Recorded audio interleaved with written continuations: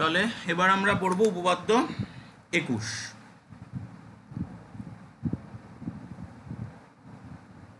উপপাদ্য 21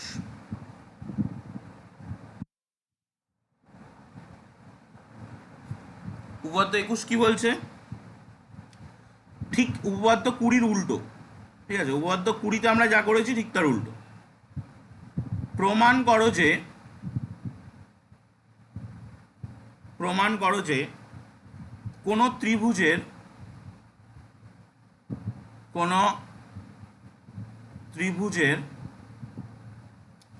যে কোনো দুটি বাহুর যে কোনো দুটো না, যে কোনো একটা, যে কোনো একটি বাহুর মধ্যবিন্দু দিয়ে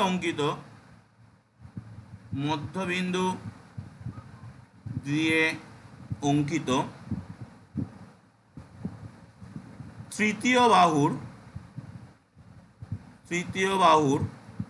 সমান্তরাল,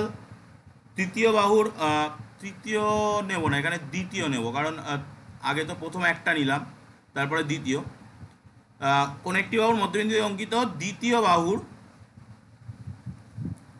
সমান্তরাল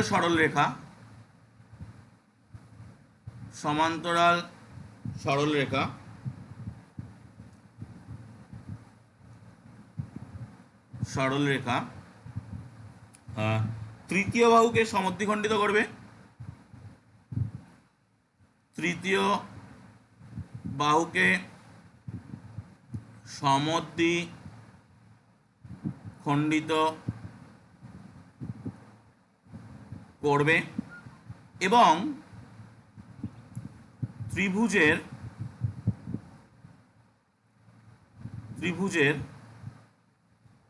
বাহুগুলির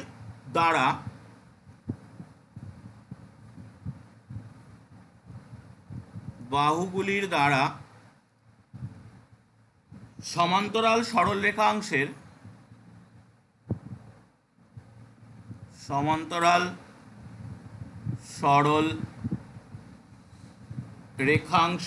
রেখার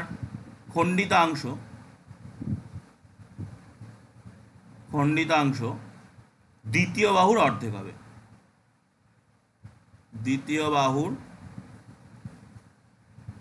অর্ধেক হবে।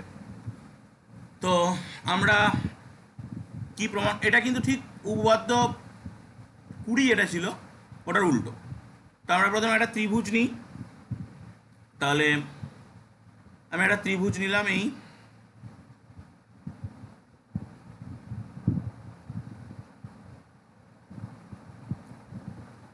এই ত্রিভুজটার নাম দিচ্ছি এবিসি। এই এবিসি ত্রিভুজের একটা বাহু আমরা নিলাম,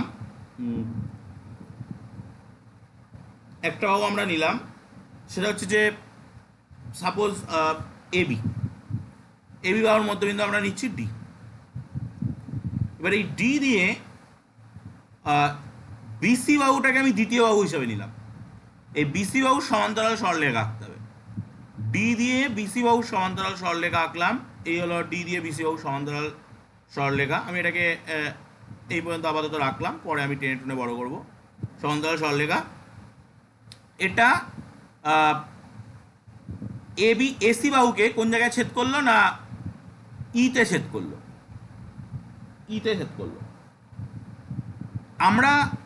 আমাদেরকে কি দেখাতে হবে? আমাদেরকে দেখাতে হবে যে এই ই হচ্ছে এসির মধ্যবিন্দু এবং এই ডি হচ্ছে বিসির অর্ধেক। এটাই আমাদের দেখাতে বলেছে। তো আমি শিকারটা লিখি, তারপরে ধীরে ধীরে বোঝাচ্ছি।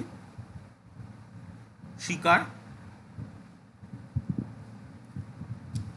ত্রিভুজ এবিসি এর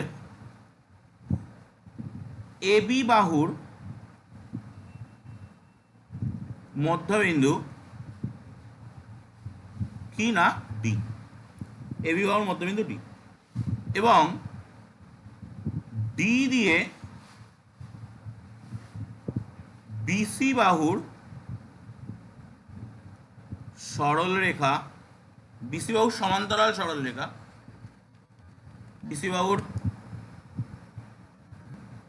সমান্তরাল সরল রেখা নাম কি ডিই অঙ্কন করা হলো, অঙ্কন করা হলো, ঠিক আছে। তো এবং এই ডিই অঙ্কন করা হলো যা যা এসি বাহুকে কোথায় ছেদ করছে, ই বিন্দুতে ছেদ করছে, ই বিন্দুতে ছেদ করে। আমরা কি প্রমাণ করব, আমরা প্রমাণ করব ই হচ্ছে এসি এর মধ্যবিন্দু এবং ডি হচ্ছে বিসি এর অর্ধেক। তাহলে প্রামাণ্য প্রমাণ করতে হবে যে নাম্বার 1 ই হচ্ছে এসি এর মধ্যবিন্দু। তার মানে আমরা কি প্রমাণ করব যে এই যতটা সি ততটা, আর 2 নম্বর ডিই সমান সমান হাফ ইন্টু বিসি। এই যে দ্বিতীয় বাহু সমান্তরাল এবং তৃতীয় বাহুকে সমদ্বিখণ্ডিত করবে, এটুকুনির মানে হচ্ছে ই হচ্ছে মধ্যবিন্দু। আর পরের পার্টটা খুবই ইম্পর্টেন্ট, ত্রিভুজের বাহুগুলির দ্বারা সমান্তরাল সরল রেখাংশের খণ্ডিতাংশ। ত্রিভুজের বাহুগুলির দ্বারা সমান্তরাল সরল রেখাংশের খণ্ডিতাংশ কোনটা, এই ডি, সেইটা দ্বিতীয় বাহু। দ্বিতীয় বাহু কাকে ধরেছি, বিসি, তার অর্ধেক হবে। ওকে, তাহলে আমরা স্বীকার নিলাম, প্রামাণ্য নিলাম। এরপরে আসবো অঙ্কন।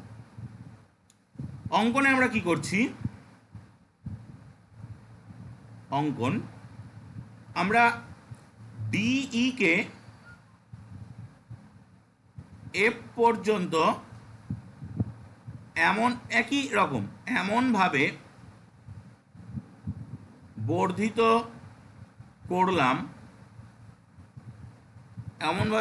করলাম যে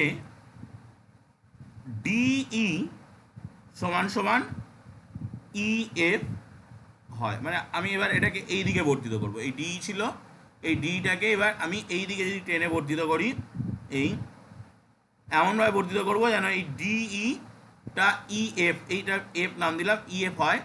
এরপর আমি কি করব, এই বি এই সি এফ যুক্ত করব, সি এফ যুক্ত করলাম, সি এফ যুক্ত করলাম। তো আমি এই সি এফটাকে আগেরটায় আমি দেখিয়েছি ওই দিকে বাড়িয়ে দিয়েছিলাম, এবার আমি এটাকে এই দিকে বাড়ালাম। আমি দুটোই দেখিয়ে দিচ্ছি, যে কোনো প্রমাণ যে কোনোভাবে করা যেতে পারে, ঠিক আছে। সি এফ যুক্ত করলাম। ওকে, তাহলে আমরা কি কি করলাম একবার প্রথম থেকে বলে দিই। আমরা প্রমাণ করতে চাইছি কোন একটা ত্রিভুজ, তার একটা বাহু তার মধ্যবিন্দু নিচ্ছি, সেই মধ্যবিন্দু দিয়ে আমরা যদি সেকেন্ড কোন একটা বাহু, এখানে সেকেন্ড বাহু ধরা হয়েছে বিসিকে, তার সমান্তরাল সরলরেখা আঁকি, তাহলে সেই সমান্তরাল সরলরেখা 3 নম্বর বাহু, এখানে 3 নম্বর বাহু ধরা হয়েছে এসিকে সমদ্বিখণ্ডিত করবে, মানে ই হচ্ছে মধ্যবিন্দু, এসির মধ্যবিন্দু।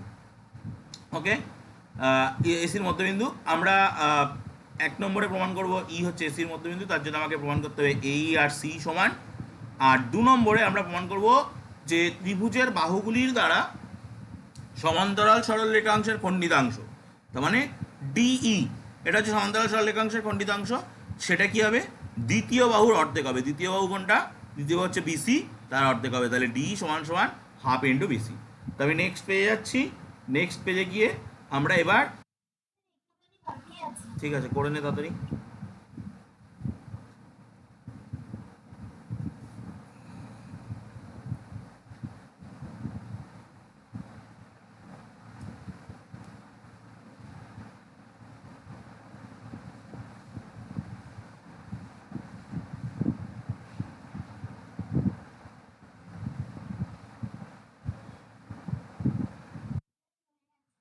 ওকে, তো পেজটা ক্লিয়ার করছি।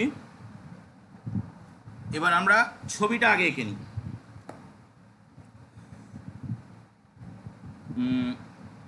এই এই এই ঠিক আছে, এটাকে একটু সোজা করে নিই।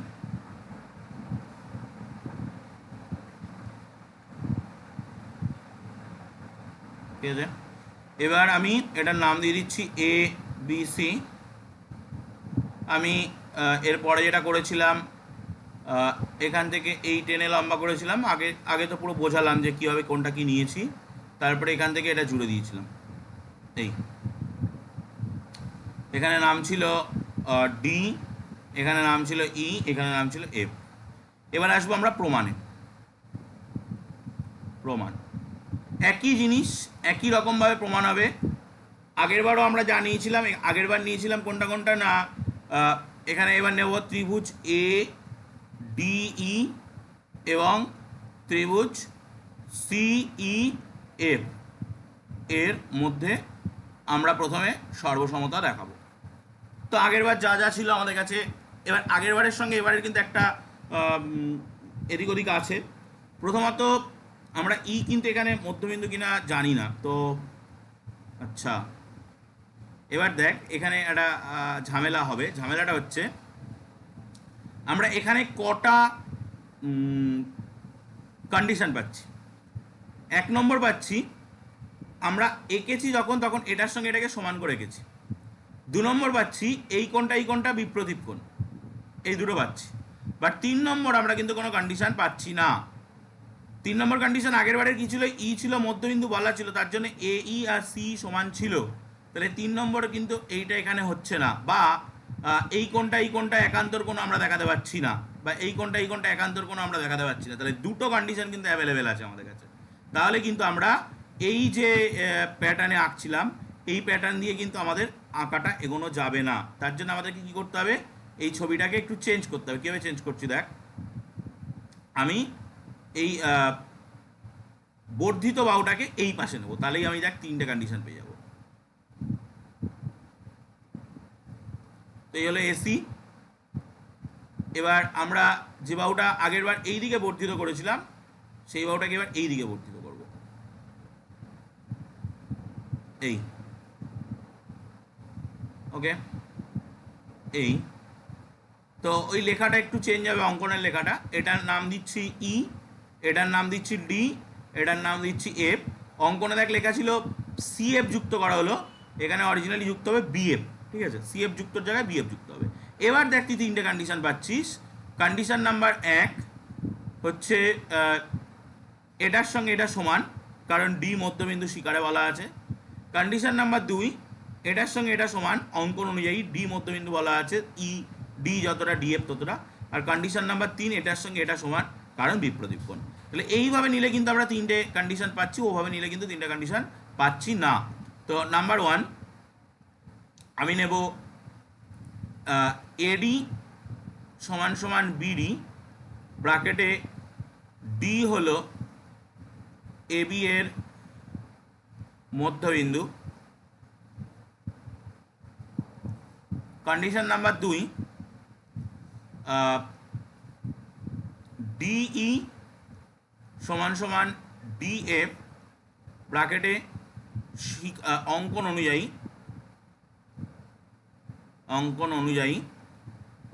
কন্ডিশন নাম্বার 3 অ্যাঙ্গেল এডিই সমান সমান অ্যাঙ্গেল এফডিবি, এরা বিপ্রতীপ কোণ।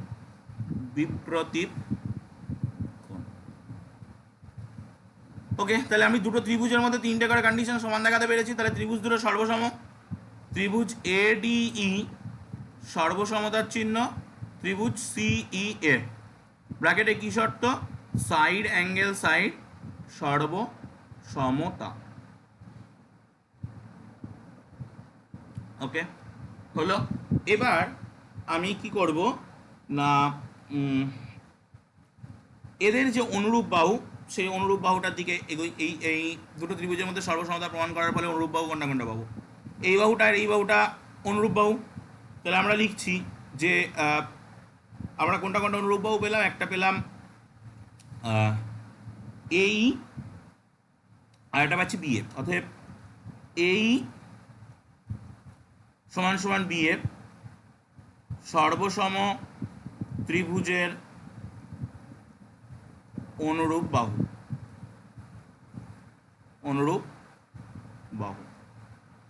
ওকে, তো সর্বসম ত্রিভুজের অনুরূপ বাহু পেলাম। এবার আমরা আর একটা নেব, যে সর্বসম ত্রিভুজের অনুরূপ কোণের কথায় যদি আসি, তাহলে এই কোণটার সঙ্গে এই কোণটা, এই দুটো সর্বসম ত্রিভুজের অনুরূপ কোণ। তাহলে আমরা নিচ্ছি ডি এ ই আর ডি বি এফ, এদের দুজনকে আমরা নিচ্ছি। তো আমি লিখছি এখানে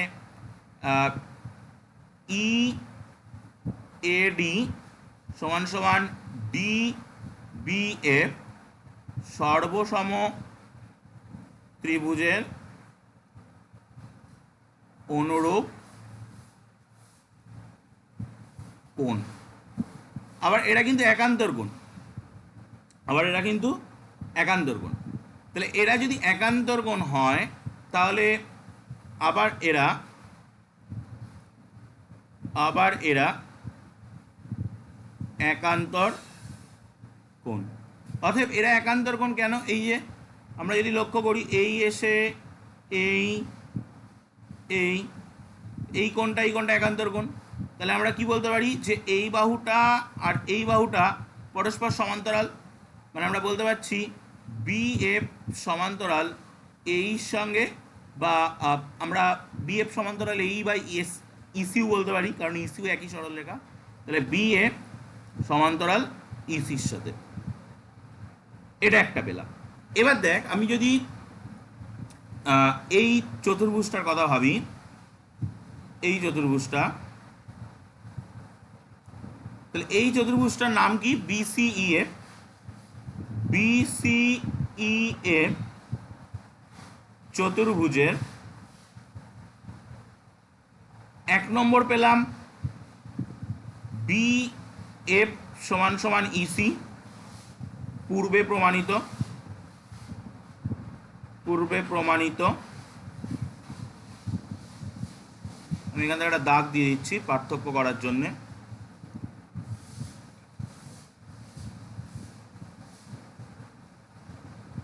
ঠিক আছে, আর এক্ষুনি আরেকটা পেয়েছি আমরা, এটা তো একটু আগে প্রমাণ করলাম। আর 2 নম্বর অঙ্কন অনুযায়ী পাচ্ছি যে ডিই বা ইএফ প্যারালাল টু, এটা সমান্তরাল, এটা তো সমান নয়, এটা সমান্তরাল। ইএফ প্যারালাল টু বিসি, এটা পেয়েছি অঙ্কন অনুসারে, অঙ্কন অনুযায়ী।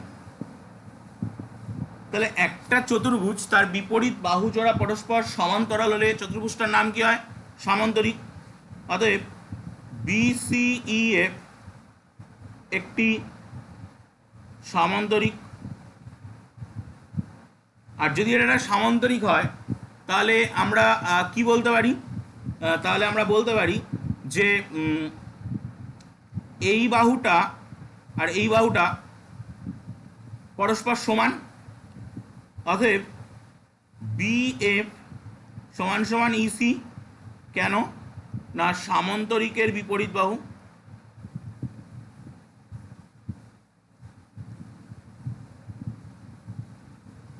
তো আমি এবার এইটাকে 1 নম্বর দিচ্ছি আর এইটাকে 2 নম্বর দিচ্ছি। তাহলে 1 ও 2 থেকে আমরা কি লিখতে পারবো? 1 ও 2 থেকে পাই, এখানে আছে বিএফটা ইসির সঙ্গে সমান্তরাল সমান, এখানে আছে বিএফটা এসির সঙ্গে সমান। তাহলে আমরা পাচ্ছি এ ই সমান সমান ইসি। তার মানেই প্রমাণ হয়ে গেল ইটা হলো এসি এর মধ্যবিন্দু। একটা পার্ট প্রমাণ কমপ্লিট। এবার আমাদের আরেকটা পার্টে যেতে হবে। আরেকটা পার্টে কি দেখানোর আছে না, এই ডিইটা বিসির অর্ধেক, ডিইটা বিসির অর্ধেক। তো এখন আমরা যদি ডির কথায় আসি, আমরা আবার সামান্তরিকের বিপরীত বাহু অনুযায়ী কি বলতে পারি? যে আমি উপরের দিকটা একটু মুছছি, কারণ এখানে নিচে পুরোটা হয়তো ধরবে না,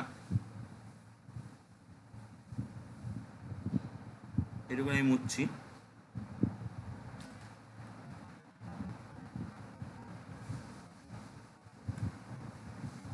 তাহলে আমরা